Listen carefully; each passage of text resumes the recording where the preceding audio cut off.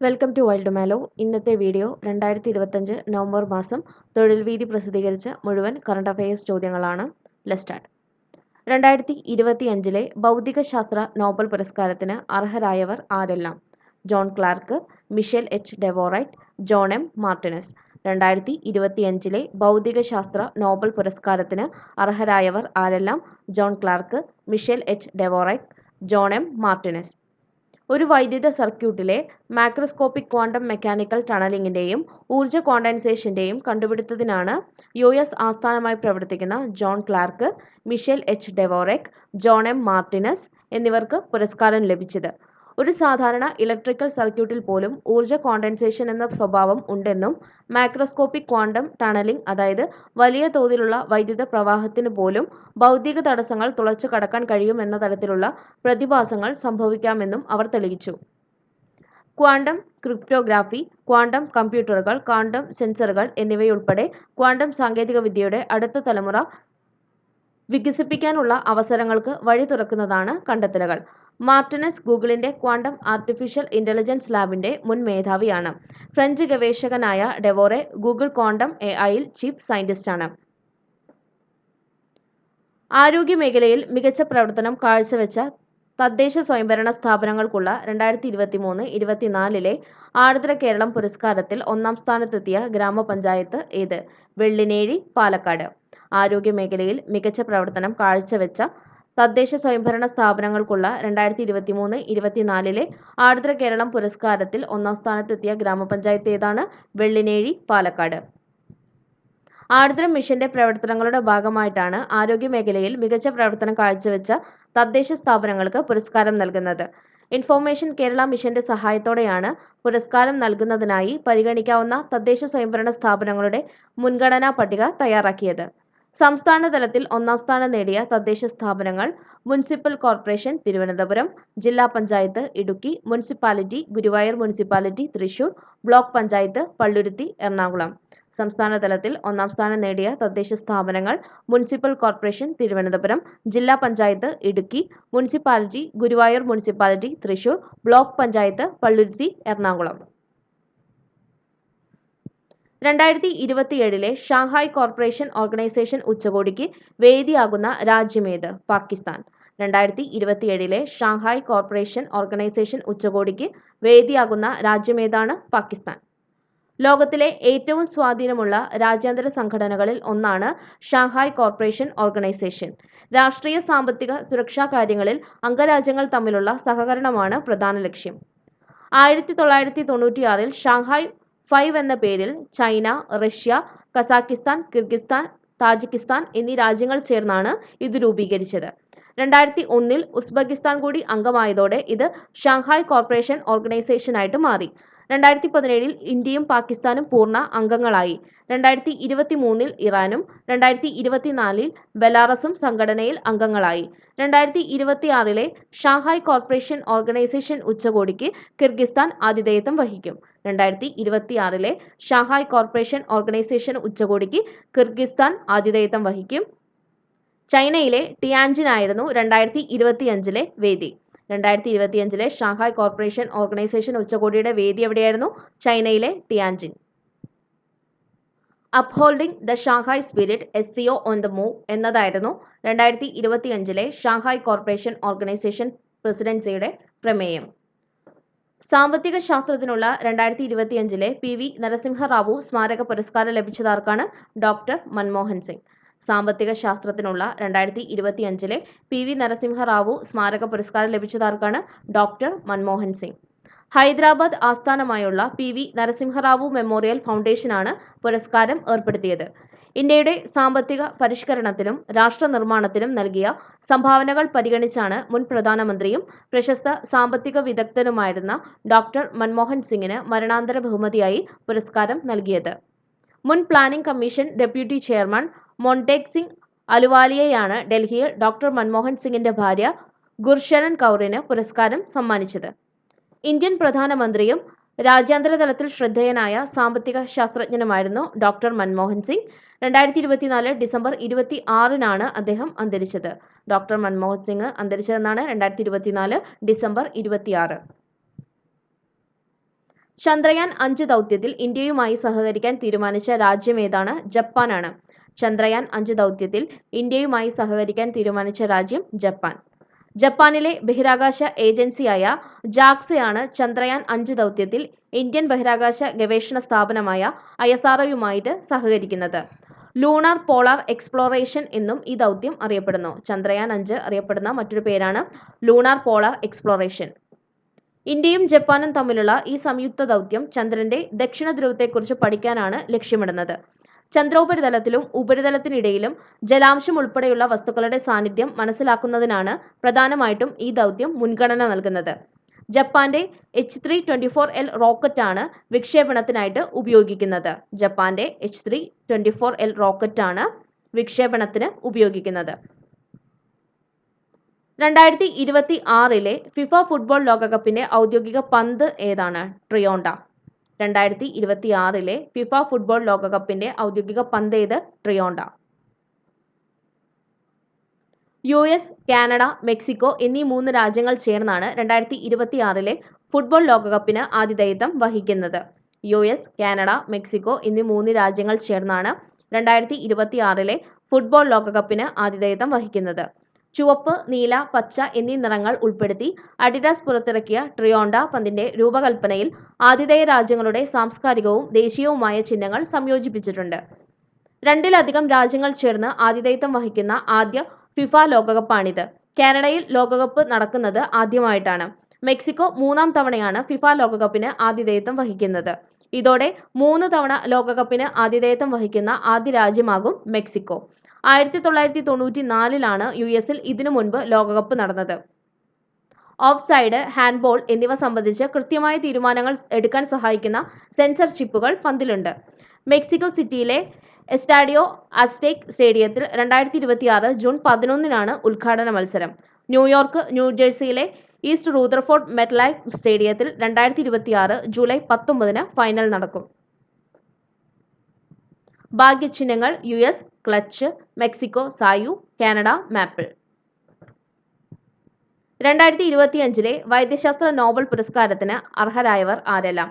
Mary E Brunkow, Fred Ramsdell, Shimon Sakaguchi. 2025 വൈദ്യശാസ്ത്ര Nobel പുരസ്കാരത്തിന് അർഹരായവർ ആരെല്ലാമാണ്? Mary E Brunkow, Fred Ramsdell, Shimon Sakaguchi. മനുഷ്യ ശരീരത്തിലെ ദോഷകരമായി ബാധിക്കുന്നതിൽ നിന്ന് രോഗപ്രതിരോധ സംവിധാനത്തെ തടയുന്ന പെരിഫറൽ ഇമ്മ്യൂൺ ടോളറൻസ് സംബന്ധിച്ച വഴിത്തിരിവായ കണ്ടെത്തലുകൾക്കാണ് Mary E Brunkow, Fred Ramsdell, Shimon Sakaguchi എന്നിവർക്ക് പുരസ്കാരം ലഭിച്ചത്. രോഗപ്രതിരോധ സംവിധാനത്തിന്റെ പ്രവർത്തനം, എന്തുകൊണ്ടാണ് നമുക്ക് ഗുരുതരമായ ഓട്ടോ ഇമ്മ്യൂൺ രോഗങ്ങൾ ഉണ്ടാകാത്തത് എന്നിവ ഇതുവഴി മനസ്സിലാക്കാനായിട്ട് കഴിഞ്ഞു.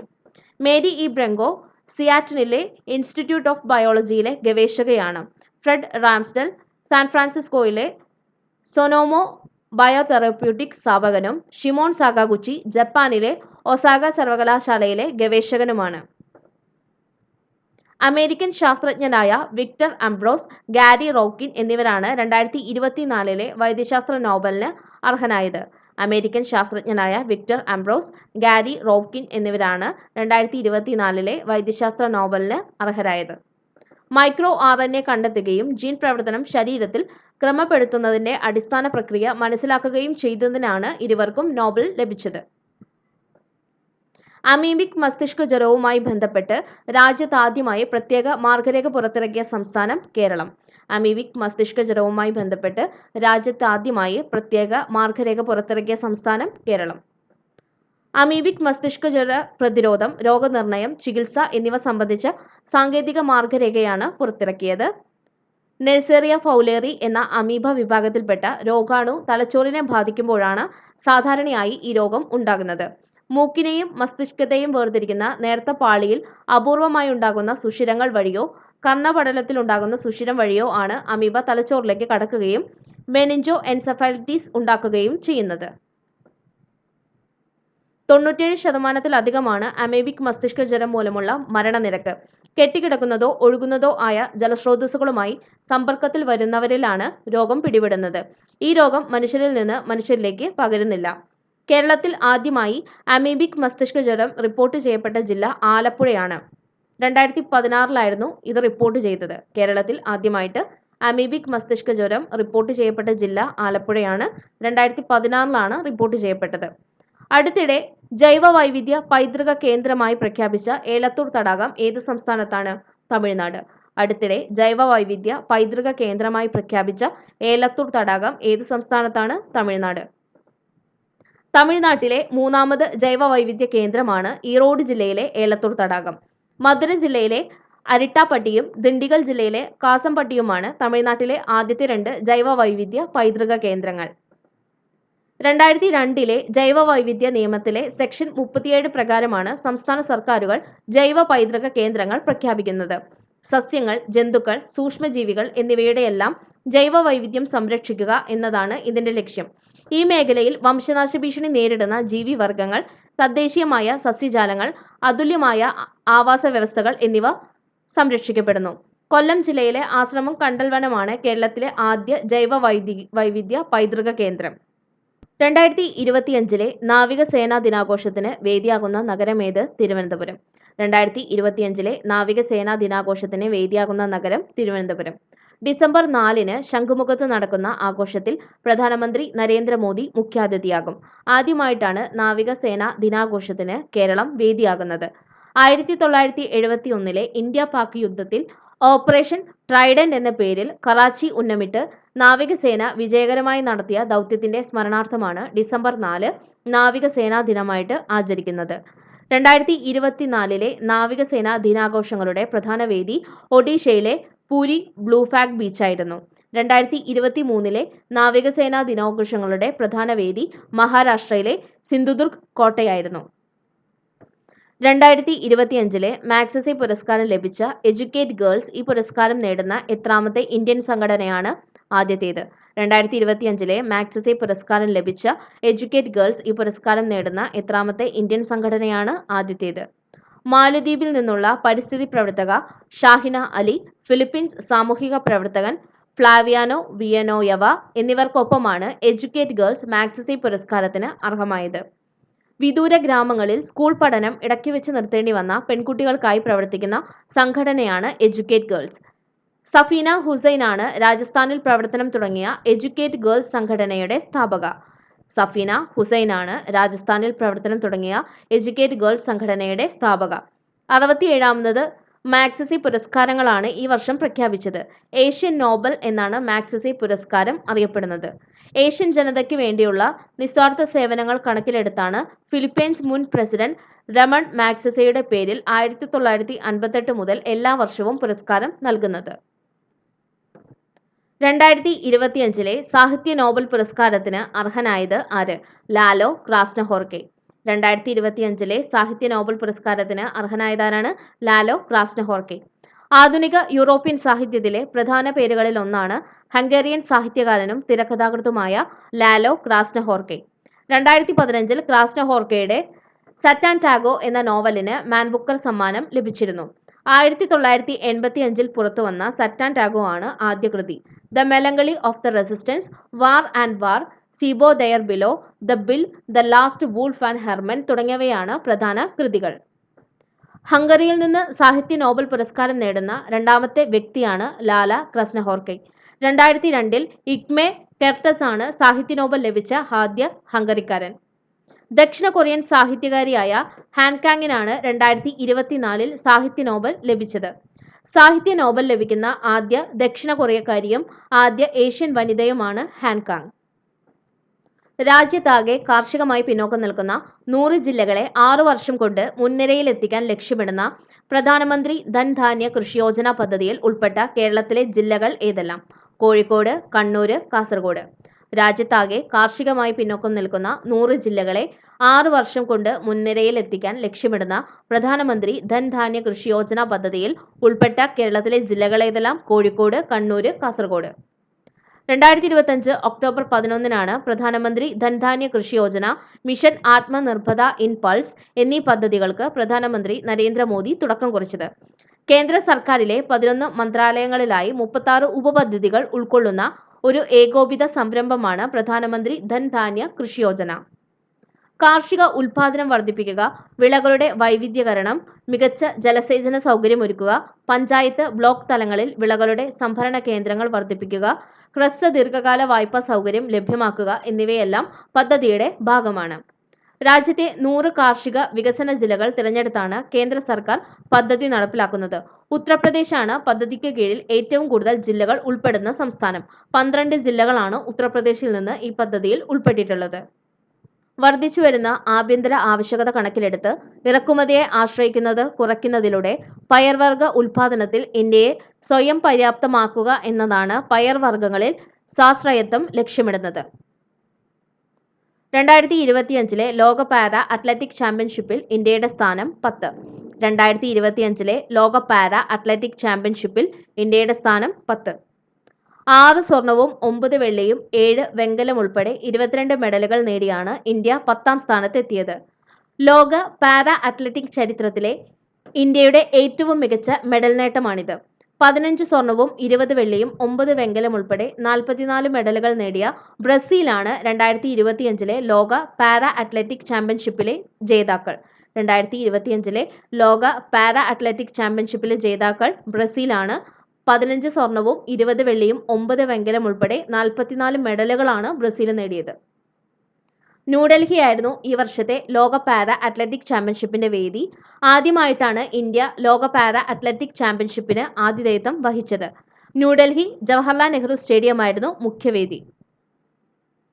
വിരാജ് എന്ന ആനയാണ് 2025 ലോക പാരാ അത്ലറ്റിക് ചാമ്പ്യൻഷിപ്പിന്റെ ഔദ്യോഗിക ചിഹ്നം. സിനിമാ താരവും പാർലമെന്റ് അംഗവുമായ കങ്കണ റൗണട്ട് ആയിരുന്നു ലോക പാരാ അത്ലറ്റിക് ചാമ്പ്യൻഷിപ്പിന്റെ brand ambassador. Joseph Mundassery foundation ഏർപ്പെടുത്തിയ സാഹിത്യ സാംസ്കാരിക രംഗത്തെ സമഗ്ര സംഭാവനയ്ക്കുള്ള 2024 മുണ്ടശ്ശേരി സ്മാരക പുരസ്കാരത്തിന് അർഹനായതാരാണ് NS Madhavan. Joseph Mundassery foundation ഏർപ്പെടുത്തിയ സാഹിത്യ സാംസ്കാരിക രംഗത്തെ സമഗ്ര സംഭാവനയ്ക്കുള്ള 2024 മുണ്ടശ്ശേരി സ്മാരക പുരസ്കാരത്തിന് അർഹനായതാരാണ് NS മാധവൻ. 2024 എഴുത്തച്ഛൻ പുരസ്കാര ജേതാവുമാണ് NS മാധവൻ. ലണ്ടൻ ബത്തേരിയിലെ ലുത്തീനിയകൾ, ഹിഗ്വേറ്റ, ചൂളൈമേടയിലെ ശവങ്ങൾ, തിരുത്ത്, പര്യായ കഥകൾ, 4-ാം ലോകം, പഞ്ചകന്യകകൾ, നിലവിളി തുടങ്ങിയവ NS മാധവന്റെ പ്രധാന കൃതികളാണ്. 2025 ഒക്ടോബറിൽ കമ്മീഷൻ ചെയ്ത് ഇന്ത്യയുടെ രണ്ടാമത്തെ anti submarine warfare shallow watercraft INS Androth. 2025 ഒക്ടോബറിൽ കമ്മീഷൻ ചെയ്ത ഇന്ത്യയുടെ രണ്ടാമത്തെ anti submarine warfare shallow watercraft ഏതാണ്? INS ആന്ത്രോത്ത്. ഇന്ത്യൻ നാവികസേനയുടെ തദ്ദേശീയമായി നിർമ്മിച്ച anti submarine warfare shallow watercraft വിഭാഗത്തിൽപ്പെട്ട യുദ്ധക്കപ്പലാണ് INS ആന്ത്രോത്ത്.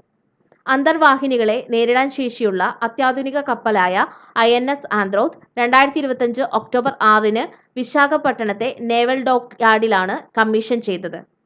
ലക്ഷദ്വീപ് ദ്വീപ് സമൂഹത്തിലെ ആന്ത്രോത്ത് ദ്വീപുമായി ബന്ധപ്പെടുത്തിയാണ് ഈ കപ്പലിന് INS ആന്ത്രോത്ത് എന്ന പേര് നൽകിയിരിക്കുന്നത്. കൊൽക്കത്തയിലെ garden reach ship builders and engineers ആണ് INS ആന്ത്രോത്ത് കപ്പൽ നിർമ്മിച്ചിരിക്കുന്നത്. ഏഷ്യയിലെ ഏറ്റവും വലിയ ഡിസൈനർ സുവോളജിക്കൽ പാർക്കായ പുത്തൂർ സുവോളജിക്കൽ പാർക്ക് ഏത് ജില്ലയിലാണ്? തൃശൂർ. ഏഷ്യയിലെ ഏറ്റവും വലിയ ഡിസൈനർ സുവോളജിക്കൽ പാർക്കായ പുത്തൂർ സുവോളജിക്കൽ പാർക്ക് ഏത് ജില്ലയിലാണ്? തൃശൂർ.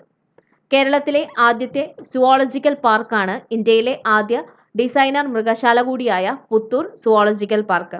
വലിപ്പത്തിന്റെ കാര്യത്തിൽ ഏഷ്യയിലെ ഏറ്റവും വലിയ രണ്ടാമത്തെ സുവോളജിക്കൽ പാർക്കാണ് പുത്തൂരിലേത്. 2025 ഒക്ടോബർ 28 മുഖ്യമന്ത്രി പിണറായി വിജയനാണ് ഇത് ഉദ്ഘാടനം ചെയ്തത്. ലോകോത്തര മൃഗശാല ഡിസൈനറായ ജോൺ കോയാണ് പുത്തൂർ സുവോളജിക്കൽ പാർക്ക് രൂപകൽപ്പന ചെയ്തത്. സാധാരണ മൃഗശാലകളിൽ നിന്ന് വ്യത്യസ്തമായി മൃഗങ്ങൾക്ക് അവയുടെ സ്വാഭാവിക ആവാസ വ്യവസ്ഥയ്ക്ക് സമാനമായ സാഹചര്യങ്ങൾ ഇവിടെ ഒരുക്കിയിട്ടുണ്ട്. 338 ഏക്കർ സ്ഥലത്ത് രാജ്യാന്തര നിലവാരത്തിലാണ് ഇത് നിർമ്മിച്ചിരിക്കുന്നത്. Kerala infrastructure investment fund board വഴി ലഭിച്ച 341 കോടി രൂപയുടെ സഹായത്തോടെയാണ് ഈ പദ്ധതി യാഥാർത്ഥ്യമാക്കിയത്. ലോക മാനസികാരോഗ്യ ദിനം ആചരിക്കുന്നത് എന്നാണ്? ഒക്ടോബർ 10. ലോക മാനസിക ആരോഗ്യ ദിനം ആചരിക്കുന്നത് എന്നാണ്? ഒക്ടോബർ 10. സേവനങ്ങളിലേക്കുള്ള പ്രവേശനം, ദുരന്തങ്ങളിലും അടിയന്തര സാഹചര്യങ്ങളിലും മാനസികാരോഗ്യം എന്നതാണ് 2025 ലോകാരോഗ്യ മാനസിക ദിനത്തിന്റെ പ്രമേയം. സേവനങ്ങളിലേക്കുള്ള പ്രവേശനം, ദുരന്തങ്ങളിലും അടിയന്തര സാഹചര്യങ്ങളിലും മാനസികാരോഗ്യം എന്നതാണ് 2025 ലോക മാനസികാരോഗ്യ ദിനത്തിന്റെ പ്രമേയം. World federation for mental health, ലോകാരോഗ്യ സംഘടന എന്നിവയുടെ നേതൃത്വത്തിലാണ് ലോക മാനസികാരോഗ്യ ദിനം ആചരിക്കുന്നത്. 1992 മുതലാണ് ഈ ദിനം ആചരിക്കാൻ തുടങ്ങിയത്. മാനസികാരോഗ്യത്തെക്കുറിച്ചുള്ള അവബോധം വർദ്ധിപ്പിക്കുക, മാനസികാരോഗ്യ പ്രശ്നങ്ങൾക്കുള്ള ആളുകൾക്ക് പിന്തുണ നൽകുക, ഈ വിഷയത്തിൽ ആഗോള ശ്രദ്ധ കേന്ദ്രീകരിക്കുക തുടങ്ങിയവയാണ് ഇതിന്റെ പ്രധാന ലക്ഷ്യങ്ങൾ. ജോലിസ്ഥലത്തെ മാനസികാരോഗ്യത്തിന് തൊഴിലുടമകൾ നൽകേണ്ട മുൻഗണന എന്നതായിരുന്നു 2024 ലോക മാനസികാരോഗ്യ ദിനത്തിന്റെ പ്രമേയം. ഇന്ത്യയിലുടനീളം മാനസിക ബുദ്ധിമുട്ടുകളുമായി ബന്ധപ്പെട്ട സംശയ നിവാരണങ്ങൾക്കും ടെലി കൗൺസിലിംഗ് ഉൾപ്പെടെയുള്ള സേവനങ്ങൾക്കുമായി ആരംഭിച്ച ഓൺലൈൻ സംവിധാനമാണ് ടെലിമാനസ്. ഇന്ത്യയിലുടനീളം മാനസിക ബുദ്ധിമുട്ടുകളുമായി ബന്ധപ്പെട്ട സംശയ നിവാരണങ്ങൾക്കും ടെലി കൗൺസിലിംഗ് ഉൾപ്പെടെയുള്ള സേവനങ്ങൾക്കുമായി ആരംഭിച്ച ഓൺലൈൻ സംവിധാനമാണ് ടെലിമാനസ്. 2025 സമാധാനത്തിനുള്ള നോബൽ പുരസ്കാരത്തിന് അർഹരായ മരിയ കൊറീന മച്ചാഡോ ഏത് രാജ്യക്കാരിയാണ്? വെനസ്വേല. 2025 സമാധാനത്തിനുള്ള നോബൽ പുരസ്കാരത്തിന് അർഹരായ മരിയ കൊറീനോ മച്ചാഡോ ഏത് രാജ്യക്കാരിയാണ്? വെനസ്വേല. തെക്കേ അമേരിക്കൻ രാജ്യമായ വെനസ്വേലയിൽ സ്വേച്ഛാധിപത്യ ഭരണത്തിനെതിരെ ജനാധിപത്യത്തിന്റെ ശബ്ദമായി മാറിയ വ്യക്തിയാണ് ഈ വർഷത്തെ സമാധാന നോബലിന് അർഹയായ മരിയ കൊറീനോ മച്ചാഡോ. വെനസ്വേലയിലെ ജനങ്ങളുടെ ജനാധിപത്യ അവകാശങ്ങൾക്കും സ്വേച്ഛാധിപത്യത്തിൽ നിന്ന് ജനാധിപത്യത്തിലേക്കുള്ള അധികാര കൈമാറ്റത്തിലും നടത്തിയ ഇടപെടലുകൾക്കുള്ള അംഗീകാരമായിട്ടാണ് നോബൽ പുരസ്കാരം. കാരക്കസിലെ തെരുവു കുട്ടികൾക്കു വേണ്ടി മരിയ കൊറീനോ മച്ചാഡോ 1992 സ്ഥാപിച്ച സംഘടനയാണ് അഥേന ഫൗണ്ടേഷൻ. വെനസ്വേലൻ പ്രതിപക്ഷ നേതാവും ദേശീയ അസംബ്ലി അംഗവുമാണ് മരിയ കൊറീനോ മച്ചാഡോ. വെനസ്വേലയിൽ സ്വാതന്ത്ര്യ തിരഞ്ഞെടുപ്പുൾപ്പെടെ 2 പതിറ്റാണ്ടുകളായി പോരാടിയ മരിയ സുമാറ്റെ സംഘടനയുടെ സ്ഥാപകയാണ്. നോബൽ നേടുന്ന രണ്ടാമത്തെ വെനസ്വേല സ്വദേശിയാണ് മച്ചാഡോ. ലോകത്തെ ആദ്യ മൾട്ടി സെൻസർ ഉപഗ്രഹം വിക്ഷേപിക്കുന്ന ഇന്ത്യൻ സ്റ്റാർട്ടപ്പ് ഏത്? ഗാലക്സ് ഐ. ലോകത്തെ ആദ്യ മൾട്ടി സെൻസർ ഉപഗ്രഹം വിക്ഷേപിക്കുന്ന ഇന്ത്യൻ സ്റ്റാർട്ടപ്പ് ഏതാണ്? ഗാലക്സ് ഐ. ഇന്ത്യൻ സ്വകാര്യ ബഹിരാകാശ സാങ്കേതിക സ്റ്റാർട്ടപ്പായ ഗാലക്സ് ഐ വികസിപ്പിച്ചെടുത്ത മൾട്ടി സെൻസർ ഭൗമ നിരീക്ഷണ ഉപഗ്രഹ ദൗത്യമാണ് മിഷൻ ദൃഷ്ടി. 160 കിലോഗ്രാം വരുന്ന മിഷൻ ദൃഷ്ടി സ്വകാര്യ മേഖലയിൽ നിന്നുള്ള ഏറ്റവും വലിയ ഇന്ത്യൻ ഉപഗ്രഹമാണ്. ഒരേ പ്ലാറ്റ്ഫോമിൽ ഒന്നിലധികം സെൻസിംഗ് സാങ്കേതിക വിദ്യകൾ സംയോജിപ്പിക്കുന്ന ലോകത്തിലെ ആദ്യത്തെ മൾട്ടി സെൻസർ ഭൗമ നിരീക്ഷണ ഉപഗ്രഹമാണിത്. തത്സമയത്തിനടുത്തുള്ള ഭൗമ നിരീക്ഷണ ശേഷി കൈവരിക്കുക എന്നതാണ് പ്രധാന ലക്ഷ്യം. കാലാവസ്ഥ, പകൽ രാത്രി വ്യത്യാസമില്ലാതെ ഉയർന്ന നിലവാരമുള്ള ചിത്രങ്ങളും ഡേറ്റയും നൽകാൻ ഇതിന് സാധിക്കും. സിങ്ഫ്യൂസ്ഡ് ഒപ്റ്റോസാർ സാങ്കേതിക വിദ്യയാണ് ഇതിൽ ഉപയോഗിക്കുന്നത്. ഇത് ഒപ്റ്റിക്കൽ റഡാർ ഇമേജിംഗ് ഒരേ സമയം സാധ്യമാക്കുന്നു. സർക്കാർ ബസ്സുകളിൽ അർബുദ രോഗികൾക്ക് ചികിത്സാർത്ഥമുള്ള യാത്രകൾ സൗജന്യമായി നൽകുമെന്ന് 2025 ഒക്ടോബറിൽ പ്രഖ്യാപിച്ച സംസ്ഥാനമേതാണ്? കേരളം. സർക്കാർ ബസ്സുകളിൽ അർബുദ രോഗികൾക്ക് ചികിത്സാർത്ഥമുള്ള യാത്രകൾ സൗജന്യമായി നൽകണമെന്ന് 2025 ഒക്ടോബറിൽ പ്രഖ്യാപിച്ച സംസ്ഥാനമേതാണ്? കേരളം. KSRTCയുടെ സൂപ്പർഫാസ്റ്റ് വരെയുള്ള ബസ്സുകളിലാണ് സൗജന്യയാത്ര. ക്യാൻസർ സെന്ററുകൾക്ക് പുറമെ സ്വകാര്യ ആശുപത്രിയിലേക്കാണെങ്കിലും യാത്ര സൗജന്യമായിരിക്കും. സംസ്ഥാന ഗതാഗത മന്ത്രി KB ഗണേഷ് കുമാർ നിയമസഭയിലാണ് ഇത് പ്രഖ്യാപിച്ചത്. അർബുദത്തെക്കുറിച്ചുള്ള അവബോധം വളർത്തുന്നതിനും അതിന്റെ പ്രതിരോധം, കണ്ടെത്തൽ, ചികിത്സ എന്നിവ പ്രോത്സാഹിപ്പിക്കുന്നതിനുമായി ഫെബ്രുവരി 4 ലോക ക്യാൻസർ ദിനമായിട്ട് ആചരിക്കുന്നു. ലോക ക്യാൻസർ ദിനം എന്നാണ് ഫെബ്രുവരി 4. യുണൈറ്റഡ് ബൈ യുണീക്ക് എന്നതാണ് ലോക ക്യാൻസർ ദിനത്തിന്റെ 2025 പ്രമേയം. 2025 സാമ്പത്തിക ശാസ്ത്ര നോബൽ സമ്മാനത്തിന് അർഹരായവർ ആരെല്ലാം? Joel Mokyr, Philippe Aghion, Peter Howitt. 2025 സാമ്പത്തിക ശാസ്ത്ര നോബൽ സമ്മാനത്തിന് അർഹരായവർ ആരെല്ലാം? Joel Mokyr, Philippe Aghion, Peter Howitt.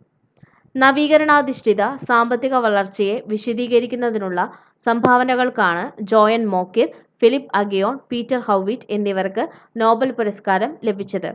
നവീകരണാധിഷ്ഠിത സാമ്പത്തിക വളർച്ച വിശദീകരിച്ചതിനാണ് US ഇല്ലിനോയിലെ നോർത്ത് വെസ്റ്റേൺ യൂണിവേഴ്സിറ്റിയിലെ ജോയൽ മോക്കിർ പുരസ്കാരത്തിന് അർഹനായത്. സാങ്കേതിക പുരോഗതിയിലൂടെയുള്ള സുസ്ഥിര വളർച്ചയുടെ മുൻവ്യവസ്ഥകൾ തിരിച്ചറിഞ്ഞതിന് മറ്റു 2 പേരും പുരസ്കാരം പങ്കിട്ടു. പാലിയേറ്റീവ് കെയർ മേഖലയിലെ തൊഴിലവസരങ്ങൾ കണ്ടെത്തുകയും അവ കുടുംബശ്രീ അംഗങ്ങൾക്ക് ലഭ്യമാക്കുന്നതിനുമായി തദ്ദേശ സ്വയംഭരണം, ആരോഗ്യം എന്നീ വകുപ്പുകളുടെയും വിജ്ഞാന കേരളത്തിന്റെയും സംയുക്ത സംരംഭമായ കുടുംബശ്രീ പദ്ധതി ഏതാണ്?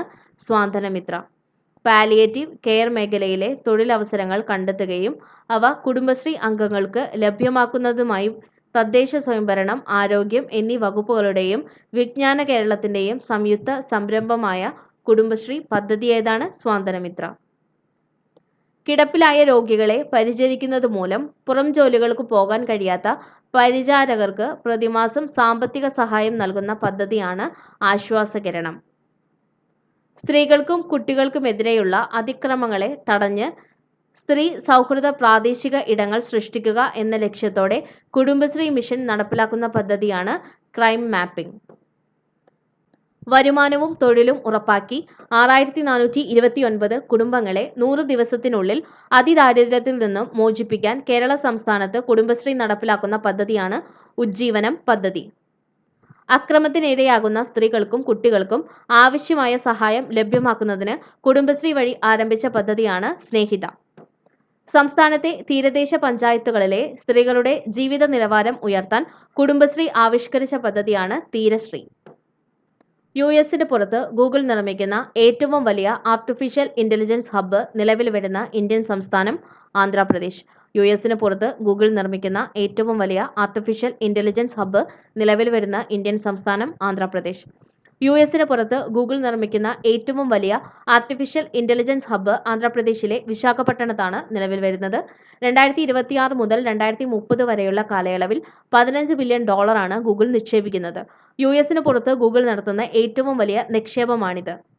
1 ജിഗാവാട്ട് ശേഷിയുള്ള ഡാറ്റാ സെന്റർ ക്യാമ്പസ്, വലിയ തോതിലുള്ള ഊർജ്ജ സ്രോതസ്സുകൾ, വിപുലീകരിച്ച ഫൈബർ ഒപ്റ്റിക്സ് നെറ്റ്വർക്ക് എന്നിവ ഇതിൽ ഉൾപ്പെടുന്നു.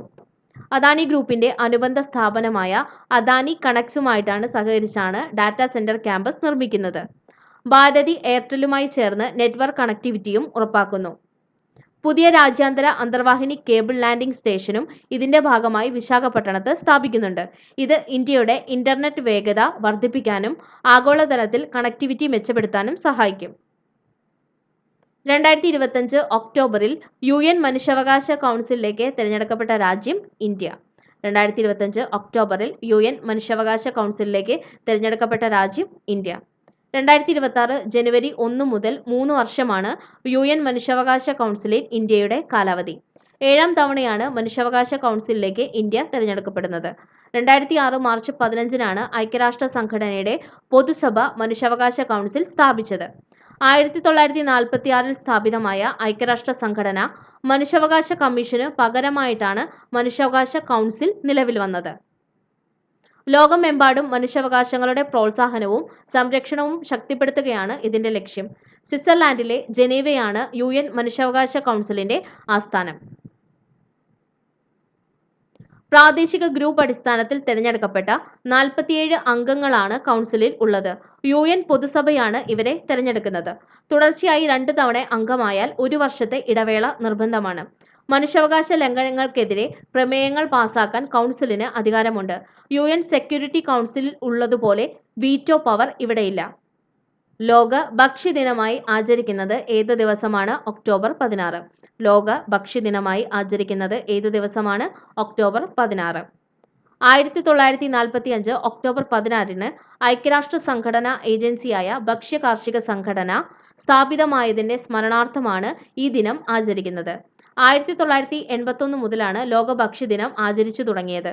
ലോകമെമ്പാടുമുള്ള പട്ടിണി ഇല്ലാതാക്കുക, ഭക്ഷ്യസുരക്ഷ ഉറപ്പാക്കുക, ഗ്രാമീണ ദാരിദ്ര്യം കുറയ്ക്കുക തുടങ്ങിയവയാണ് ഭക്ഷ്യ കാർഷിക സംഘടനയുടെ ലക്ഷ്യങ്ങൾ. മികച്ച ഭക്ഷണത്തിനും മികച്ച ഭാവിക്കും വേണ്ടി കൈകോർക്കാം എന്നതാണ് 2025-ലെ ലോക ഭക്ഷ്യദിന പ്രമേയം. മികച്ച ജീവിതത്തിനും മികച്ച ഭാവിക്കും ഭക്ഷണത്തിനുമുള്ള അവകാശം എന്നതായിരുന്നു 2024-ലെ പ്രമേയം. ലോക ഭക്ഷ്യസുരക്ഷാ ദിനമായി ആചരിക്കുന്നത് ജൂൺ 7 ആണ്. 2019 ജൂൺ 7-ന് ആദ്യ ഭക്ഷ്യസുരക്ഷാ ദിനം ആചരിച്ചു. 2025-ലെ പ്രമേയം ഭക്ഷ്യസുരക്ഷാ ശാസ്ത്രം പ്രവർത്തനത്തിൽ എന്നതാണ്. 2024-ലെ ഭക്ഷ്യസുരക്ഷാ ദിനത്തിന്റെ പ്രമേയം ഭക്ഷ്യസുരക്ഷ അപ്രതീക്ഷിതമായ കാര്യങ്ങൾക്കായി തയ്യാറെടുക്കുക എന്നതാണ്. ഇത്രയും പോയിന്റ്സ് ആണ് ഈ വീഡിയോയിൽ നമുക്ക് പഠിക്കാനുള്ളത്. Thanks for watching.